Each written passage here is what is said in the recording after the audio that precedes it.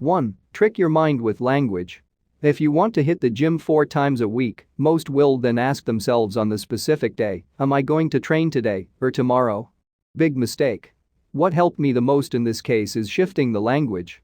I don't ask myself if I am going to train that day, but when. Now it is not a question if I train at all. This is set in stone. I will hit the gym 100%, I just need to figure out when in the day I will do it. Don't give yourself options to cop out. 2. Train every day. This one is my personal favorite, although I am aware that some personal trainers do not recommend training each day because you need rest periods. However, I don't hit the gym every day, but each day I exercise for at least 15 minutes.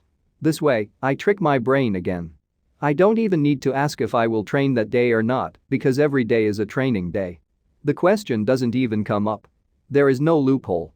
Every day I need to train and that's it. 3. The lazy trainer. This one is from Scott Adams himself, but I like the idea. He has a pact with himself that he will at least drive to the gym and walk in, but he doesn't have to train if he doesn't feel like it. This might sound like a cop-out, but it works for the following reason. You know that the environment we are in shapes our actions and mince it. If you are around energetic rich people, you tend to make more money, this has been proven. If you walk in a room with sad people, after a funeral for example, you pick up that mood. It works the same for the gym. Try to notice it consciously next time.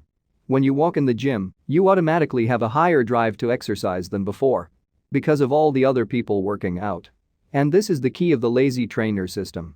You trick your brain by telling yourself, if we don't feel like it, we leave again. Let's just go there and see how it is. Scott says, it does happen that he drives to the gym and then still ends up leaving again. However, throughout the year, this usually happens 2 to 3 times. So it's irrelevant. Most of the time, the environment and seeing the other people work out will push you to do it yourself.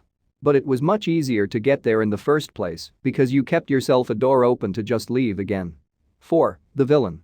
Create a villain of yourself. Every hero story has a villain. You're the hero, but you need someone to battle against. Someone who is just better than you. You need to overcome your shortcomings to beat him. The villain in this system is the jacked, ripped, and successful version of you. He is you, just better. And he hits the gym 100% according to his plan. No questions asked. He does it every time. This guy needs to be on your mind. When you wake up, he is already ahead of you. This will give you great incentive to just do it. Think of your villain and how he has everything you want because he lives his life intentionally instead of accidentally. This will null any questions you had if you train or not. Because your villain is already at the gym, winning. You must beat him. Now, personally I use a combination of those systems. I have a villain list for most of my life situations and things I want to achieve. I train every day and thus trick my mind with language as well. You can choose just one or you use a combination of them. Doesn't matter. Just remember that it is all in your head. And with these systems, you will make it reality despite what your brain thinks.